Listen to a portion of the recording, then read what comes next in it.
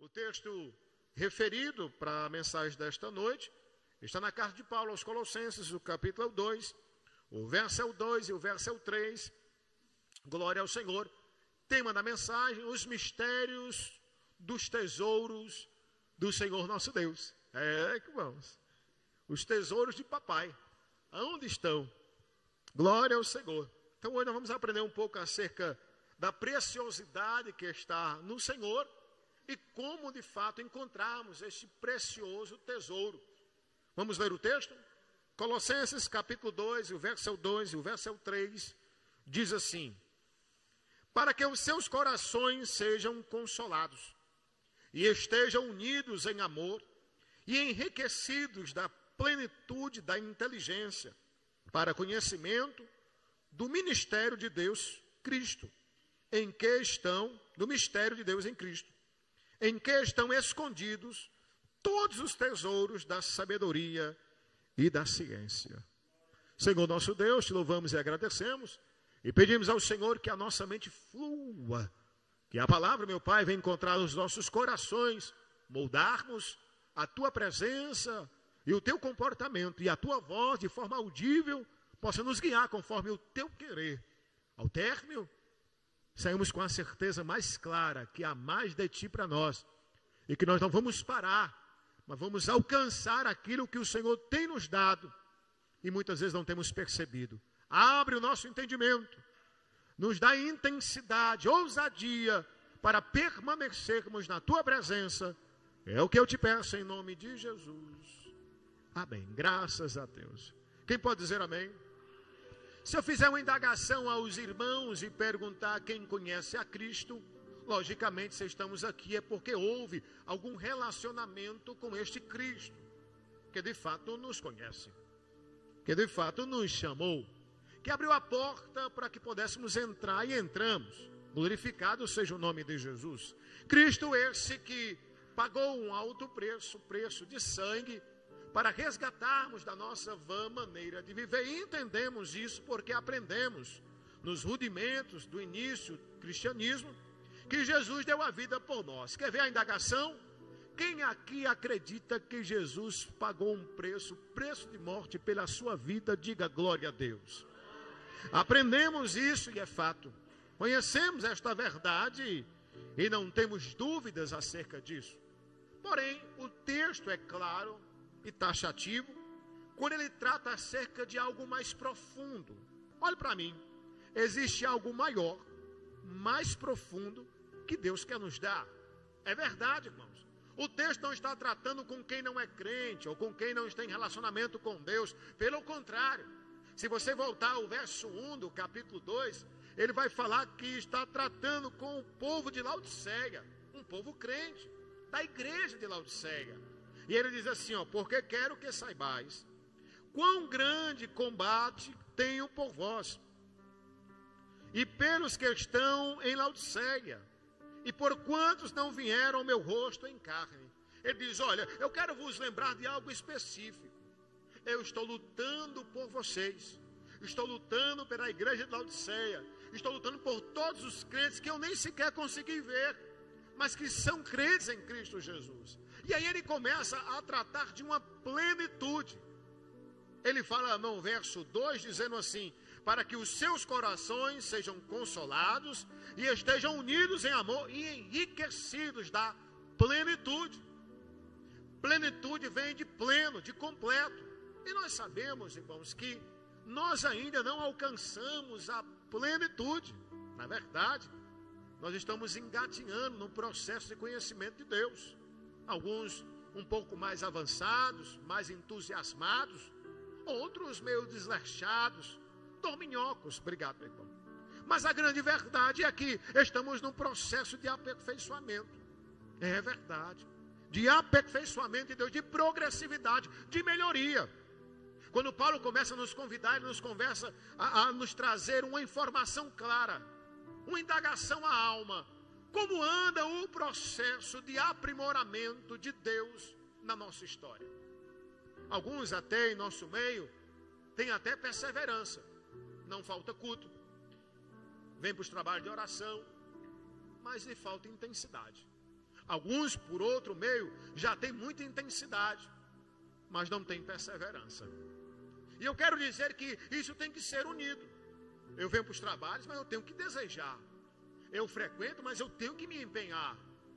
Mas muitas vezes estamos aqui, parece que não há mais desejo de conhecer os mistérios da obra de Cristo.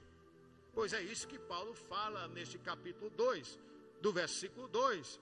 Ele disse, conhecendo, sendo enriquecido da plenitude da inteligência para conhecimento do mistério de Deus Cristo. Aí ele faz a associação do mistério com a palavra tesouro. Ele diz no verso 3, em que estão escondidos todos os tesouros da sabedoria e da ciência. Aonde está escondido? Aí ele diz, em Cristo. Em Cristo. Então, quanto mais eu me aproximo de Cristo, mais de Cristo para mim é revelado. Quanto mais eu consigo falar com Deus de forma clara, sincera, mais Deus fala de volta para comigo. É a reciprocidade de Deus. Tiago fala isso no capítulo 4, no versículo 8. Ele fala sobre uma aproximação sincera. Ele diz, chegai-vos a Deus e Ele chegará a vós. Então, a partir do momento que eu tomo uma decisão de me aproximar de Deus, Deus se revela para mim. Deus começa a derramar no meu coração a sua verdade, a sua glória, os seus mistérios, a sua grandeza. E tudo que o Senhor tem para mim, Ele começa a derramar. Eu louvo a Deus por isso. Eu louvo a Deus porque Deus quer nos dar o seu conhecimento. Eu louvo a Deus porque Ele deseja que você venha ampliar a sua forma de pensar e de agir. Quando nós entramos pela porta estreita, irmãos, é o início de uma caminhada, de um caminho estreito, que nos leva a uma promessa, a um alvo, vida eterna. Então, a partir do momento que eu aceito Jesus e entro por esta porta, eu iniciei um processo. Não é o fim, é o começo. É um momento em que eu tenho que entender que agora tem mais de Deus para a minha vida. E eu preciso conhecer isto. E eu preciso me relacionar com isto. Que tem mais de Deus para mim, que é uma progressividade. Em Provérbios 4, o verso 18, ele vai falar que a nossa vereda, a vereda do justo, é como a luz da aurora, que vai brilhando mais e mais até ser dia perfeito. Ele está falando de continuidade, de progressividade. Ele está dizendo, quando eu iniciei o processo de crença em Cristo Jesus, é como o dia que nasceu. Mas todos os dias eu vou me aproximando do dia perfeito, que é o sol dar o meu dia. Até que o sol toma a centralidade da terra. É nesse momento que ele diz que é dia perfeito. Então, quando eu me encontrar com o centro de tudo, que é Cristo, eu vou me tornar um homem perfeito, um homem reto, um homem semelhante, parecido com Cristo Jesus. Até lá, estamos em uma vereda, mas uma vereda de homens justos, iluminado por aquele que tem a luz do mundo, o nosso Deus. Paulo está tentando despertar nos irmãos colossenses o ânimo de buscar a Deus por completo, de instigar no seu coração e na sua alma o desejo de conhecer mais de perto o Senhor. O nosso problema é que muitas vezes ficamos atarefados com as praticidades do mundo e perdemos o foco de Deus, ou nos acostumamos com nada, ou quase nada do Senhor. Há uma expressão bíblica que fala da glória de Deus. Aleluia.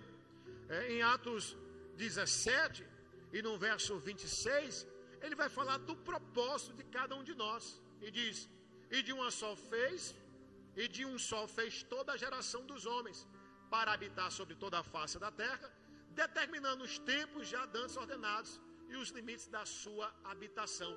Ele vai falar neste capítulo 17, versículo 26 em diante, que ele fez o homem para a adoração, para a única coisa, para buscar o Senhor, para podermos nos aproximar mais de Deus, para que haja em nós um desejo de contemplar a maior grandeza de Jesus. Então vamos simplificar isso aqui. Vamos entender o que hoje Deus traz ao nosso coração. Ele está dizendo que nós iniciamos uma carreira que nos está proposta. E agora ele nos convida a ampliar esta visão, dizendo: vocês precisam ser enriquecidos na plenitude da inteligência para conhecimento dos mistérios de Deus, Cristo. Ele faz referência que os mistérios de Deus só é possível através de Cristo, onde está escondido todos os tesouros. Então, quando eu começo a ver esse texto, não há outra saída senão aprofundamento em Cristo.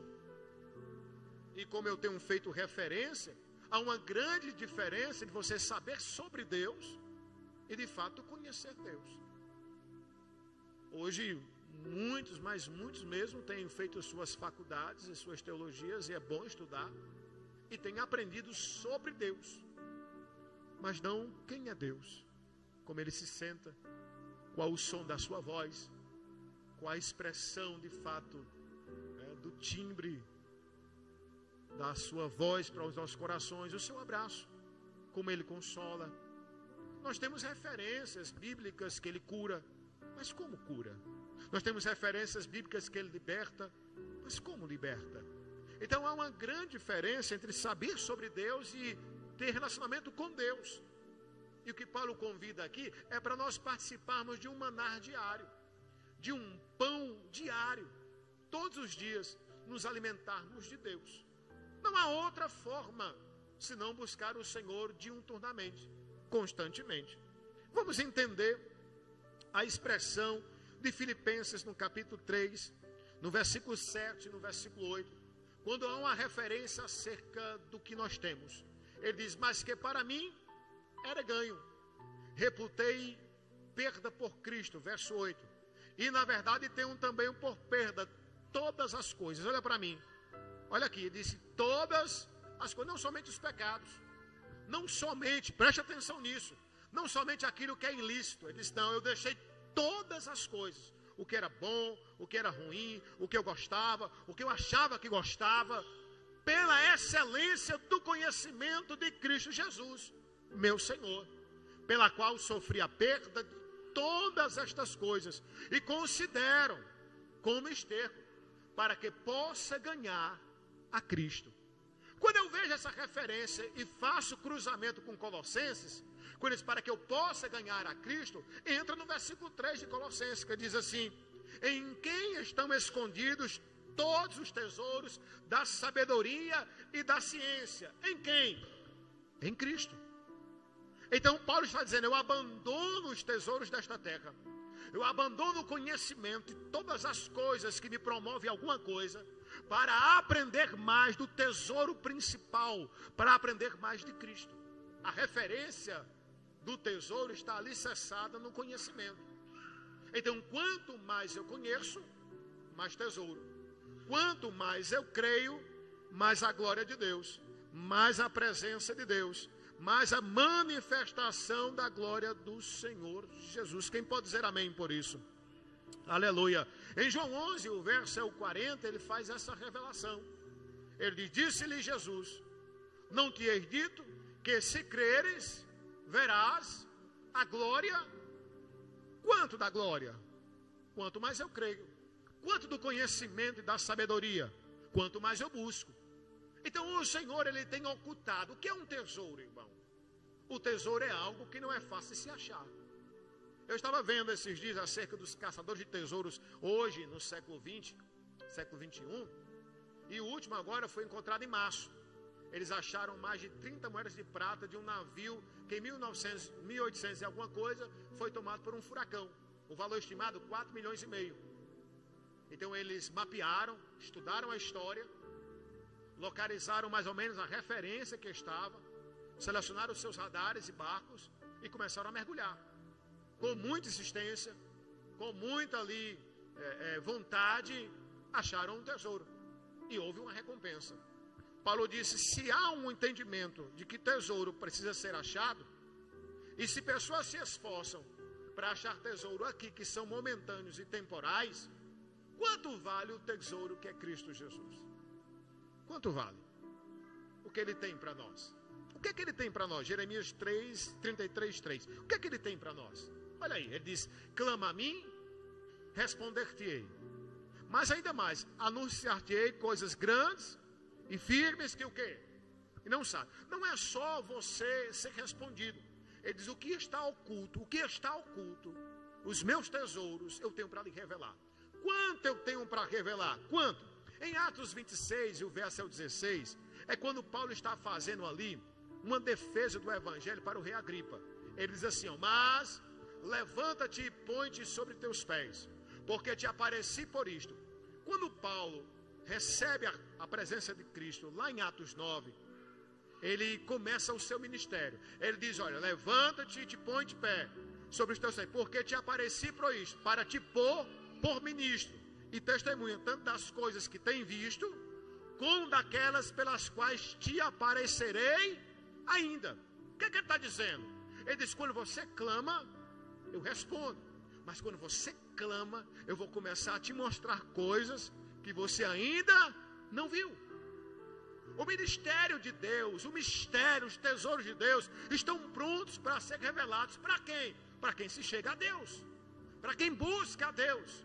Quanto, pastor? Quanto mais eu creio, mais glória. Quanto mais eu me aprofundo, mais manifestação do poder de Deus. Eu já cruzei essas referências aqui em outras vezes, quando eu falei da viúva, lá em 2 Reis capítulo 4, que ela procura Eliseu porque os seus filhos vão ser levados como escravos, porque o seu marido morto teve uma grande dívida. Ela vai e pergunta a ele, nós sabemos da história, ele diz: não, o que você tem em casa? Um pouco de azeite. Junta vasilhas, derrama o azeite, depois pega o azeite que foi derramado e vende e paga a dívida. E ela vai. E ela faz conforme foi instruída. O interessante, irmãos, é que o azeite só para de derramar quando as vasilhas se acabam. O que isso deixa claro para nós? E evidente, que o derramamento é absolutamente feito por Deus. Mas as vasilhas somos nós que trazemos. E quanto mais de Deus derrama, é baseado em quantas vasilhas eu trouxe. Então a glória de Deus é manifestada o tanto que eu creio. Quanto mais eu creio, mais o Senhor manifesta a sua glória, o seu oculto, os seus mistérios, os seus tesouros. Quanto menos eu creio, menos vasilha, menos azeite, menos bênção, menos riquezas, menos prosperidade, menos bênção. Então está alicerçado em algo conjunto. Deus quer a nossa interação, a nossa participação real nesta obra. Quando Paulo diz: vocês precisam se aproximar da plenitude, tem algo maior. Tem algo que vocês receberam agora, como Paulo, que quando aceitaram Jesus foi revelado, mas tem algo ainda a ser revelado mais ainda. Tem mais de Deus. Tem mais de Deus. Deuteronômio 29, ele fala sobre algumas coisas ocultas que serão reveladas só a Deus. Mas tem coisas que são para nós. As coisas encobertas são para o Senhor nosso Deus. Porém, as reveladas são para nós, para nossos filhos, para sempre, para cumprirmos toda a palavra desta lei. Preste atenção nisso. Tem coisas que é só de Deus mesmo. Mas tem coisa revelada que nós não apegamos porque nós não buscamos. Tem algo revelado de Deus para a tua vida, que você não sabe, porque você não clama, porque você não busca. E é seu, é meu. Ele determinou porções de bênção, de dádivas para cada um de nós.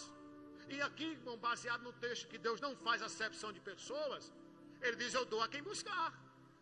Eu amo todos, estou derramando, o meu azeite está derramando. Traga a vasilha.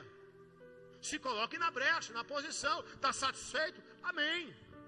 Deus te abençoe. Você acha que era tudo isso mesmo que queria e já recebeu? Glória a Jesus.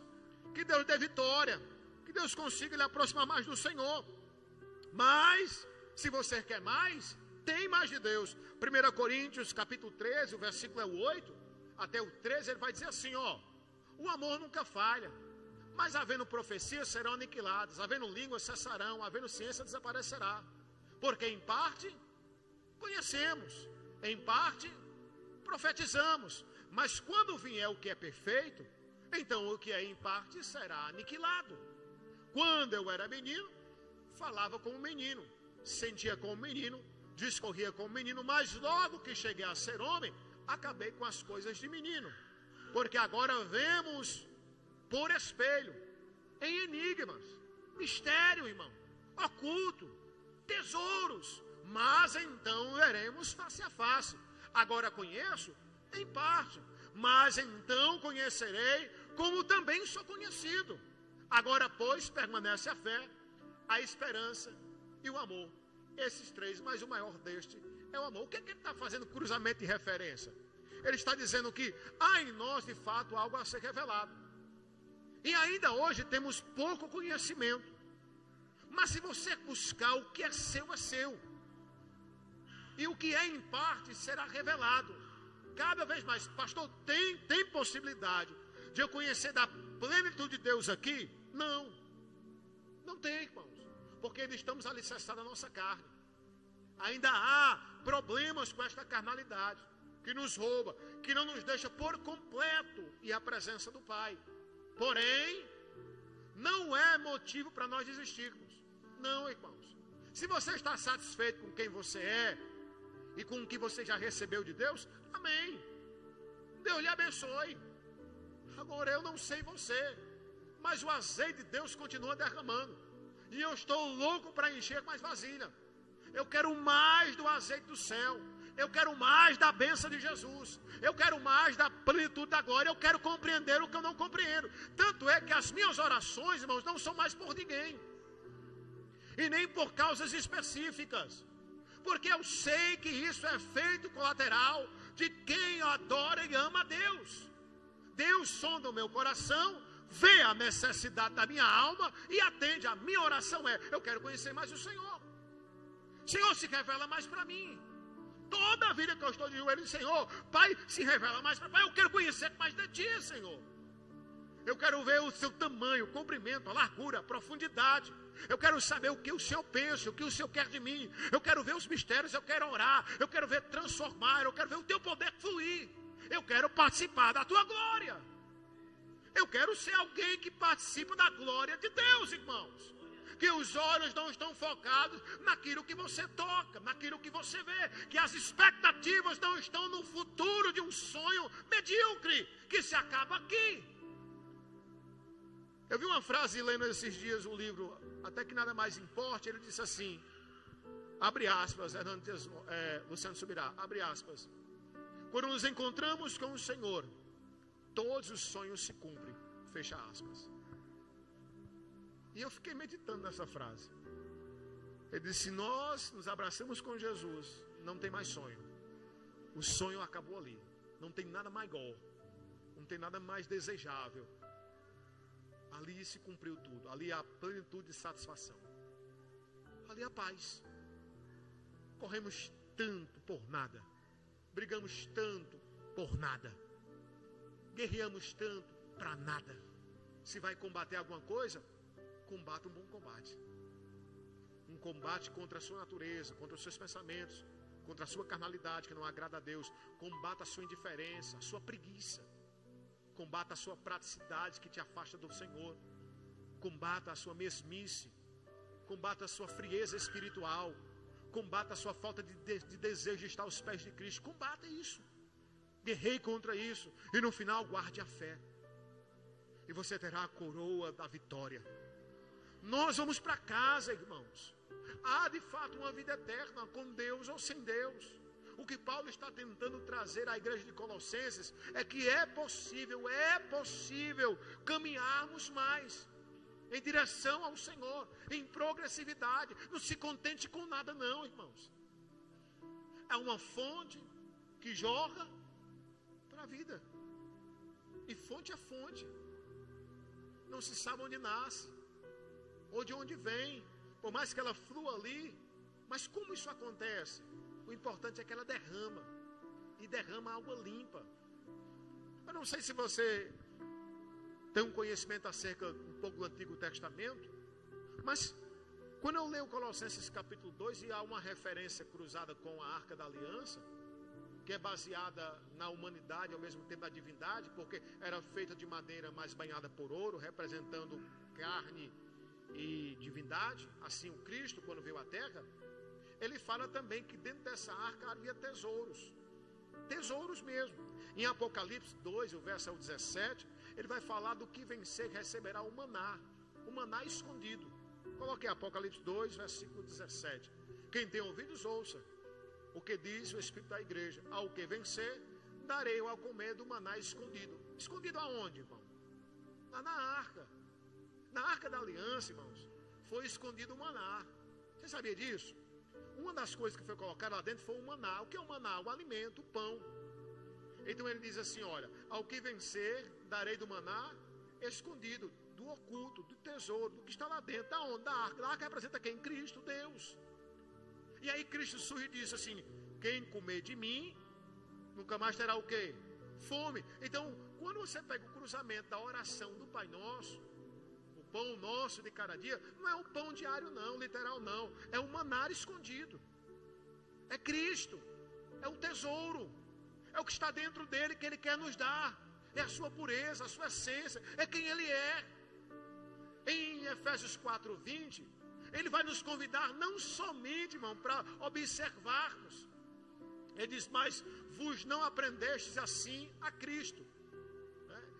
É só ali mesmo. Mas não vos aprendeste assim a Cristo. O que é que ele está dizendo? Ele diz, vocês não aprenderam assim não, a Cristo. A Cristo não é sobre Cristo. Não é quem é Cristo, mas é o seu comportamento. A Cristo é a referência de como ele age, de como ele é. Ele diz, vocês aprenderam não assim, vocês aprenderam a Cristo. Ou seja, vocês tiveram um relacionamento. Vocês conhecem a sua voz. Vocês conhecem o seu comportamento. Vocês conhecem o seu caráter. Vocês conhecem quem ele é. Há um tesouro, coma dele, do maná escondido, do que está no Senhor, do pão da vida, que quem come não tem mais fome. Como é quando, pastor? Todo dia. Todo dia. Eu comecei dando esta palavra de um tesouro escondido em Cristo, mas pela praticidade a gente quer comer só no dia do domingo, ou em casa, numa internet, porque isso está acontecendo hoje, irmãos. Cadê o povo? Olha como isso aqui é interessante. Uma vez eu cheguei assim, mano, foi para o curso. Não, pastor, eu assisti pela live. Não, irmão, amém. Mas não funciona. Como não, pastor? Eu me alimentei. Preste atenção, irmãos. O povo do Egito tinha que acordar de madrugada para pegar o pão, senão o sol vinha e derretia. Se eles não levantassem para pegar o pão, não tinha pão. Aí o que é que eles fizeram? Para que eu não acorde amanhã de novo, eu vou pegar para hoje e amanhã. E não prestou, o pão apodreceu. O que era que Deus estava dizendo? Eu quero que vocês comam do maná que eu dou todo dia. Todo dia. Por isso, na oração que Cristo nos ensina, diz, o pão nosso de cada dia, não é o pão literal. É o maná escondido em Cristo, representação da arca da aliança. Ao que vencer, eu vou dar do meu maná, do meu tesouro, o escondido, o secreto, o que há em mim, na minha plenitude. E quando você lê Colossenses 2:2, você vai entender que, quando ele fala de inteligência, de conhecimento, ele associa com mistério. Ele disse, o meu conhecimento, a minha inteligência é um mistério, revelado em Cristo. Se você buscar a Cristo, ele te dá este mistério, esta inteligência, este pão. Quem está entendendo, diga glória a Deus. Então o convite é, meu filho, busque a minha presença. Não se contente com nada, com migalhas que caem da mesa do seu Senhor. Sente na mesa e coma, você é filho. Venha se banquetear com o Senhor nosso Deus. Que os seus sonhos sejam se encontrar com o céu. Que você tenha Deus na vossa vida. Oh, glória a Jesus. Que aquilo que ainda não foi revelado, tudo possa ser revelado. Que aquilo que ainda não conseguimos enxergar, possamos enxergar. Como diz em 1 Coríntios, capítulo 2, versículo 9. Ele diz assim, ó, mas como está escrito, as coisas que o olho não viu, o ouvido não ouviu, e não subiram ao coração do homem, são as que Deus preparou para os que o amam. Então ele diz, olha, o que eu não revelo para os outros, eu revelo para quem eu amo. Porque quem eu amo e me ama, eu revelo. Eu revelo o que está oculto. Eu revelo o que tu não sabes. Clama a mim, eu vou te responder. Eu vou te revelar o oculto do mistério, o mistério da inteligência, da sabedoria, os meus tesouros. Então hoje vamos tentar sair dessa praticidade, desse comodismo, de vir uma vez perdida, de não querer buscar o pão diário. Já viu aquele livro, o Pão Diário? É para ser diário, irmãos. Mas estamos tão atarefados em nossas coisas que mal sobra tempo para Jesus. Quando percebemos, o dia foi-se. E nós nem sequer lemos um texto, ou cantamos um hino, ou fizemos um devocional para ele. Não se engane. Eu estou na direção de 5 da manhã, não é por outra coisa. É porque eu fui sacudido esses dias. Deus disse, cadê o pão diário? Diga, Jesus, cadê? Eu disse, eu vou voltar ao meu devocional. Sou eu que preciso comer, irmãos. Não é Deus que precisa de mim. Eu que preciso comer dele. Me alimentar do Senhor. Eu preciso, é necessário eu estar lá. Se eu não me alimentar do pão de Deus, eu vou me alimentar de outro pão. E minha mente vai mudar o foco. E eu vou perder, irmão, o sentido da vida. E vou naufragar nas minhas ilusões terrenas. E vou focar nos desejos que muitas vezes são passageiros e condenatórios. Mas se eu me alicerçar com Jesus, o meu foco é o céu. E não importa, irmão, o que eu vou alcançar, o que eu vou ser. Não faz diferença. Eu vou para casa. Não faz diferença se eu vou viver a vida inteira como pastor da Assembleia de Deus Moraújo ou alcançar a maior igreja do Brasil. Tanto faz. Ao terminar a carreira, eu vou fazer o que está no meu coração, louvar a Deus, pregar o Evangelho e ir para casa. Eu só não quero perder o caminho. Eu só não quero me perder nos meus sentimentos. Estamos terrivelmente, irmãos, alicerçados em sentimentos, terrivelmente. Somos movidos pelo que sentimos. Estamos cheios de problemas. Quantas pessoas eu tenho visitado que estão tristes por alguma situação e vou mais para a igreja não. Meu irmão, sua fé é baseada em quê? Nos seus sentimentos ou em Cristo Jesus? A grande verdade é que nós não avançamos, irmãos, não temos maturidade. E qualquer desdém ou qualquer humilhação que você acha que recebeu, lhe coloca de tal maneira para baixo que você entra no espírito de autocomiseração, de vitimismo, que não consegue nem sequer adorar ao Senhor. Mas eu vi uma frase de Billy Graham, abre aspas, que diz que o pecado não te afasta de Deus, mas que no pecado você busca a Deus até afastar Ele. Até o pecado fugir de vós. Até que essa alma seja limpa dele. Se há alguém que lhe corrompe, alguém que lhe maltrata, que você vê sente logo mal, você tem que orar por você, Senhor. Senhor, tira isso de mim. Até Deus não tirar, irmãos, você continua orando. Você continua orando. Quando temos algum problema, alguma mágoa, alguma angústia, e não tratamos, é como se nós bebêssemos o veneno e quiséssemos que o efeito do veneno fizesse mal a outra pessoa. Não vai fazer, vai fazer a nós. Então, se há luta, se há problema, maturidade, irmãos. Jesus no joelho. Senhor, me escuta, atende a minha oração. Alguém esses dias me questionou, pastor, mas tudo que o senhor vai pedir, o senhor recebe. Eu digo, eu não peço nada aos homens. Eles me dão sem eu pedir. Eu peço a Deus. E Deus toca no coração dos homens.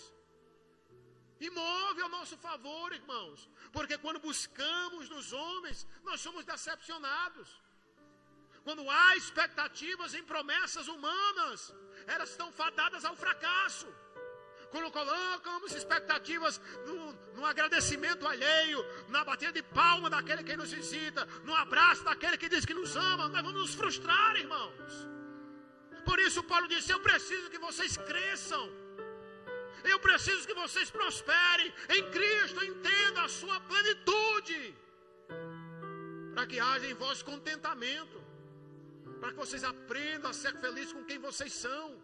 Filipenses 4:11. Quando Paulo, no meio da adversidade, preso injustamente, ele diz, não tem problema. Eu já aprendi a contentar-me com o que tenho.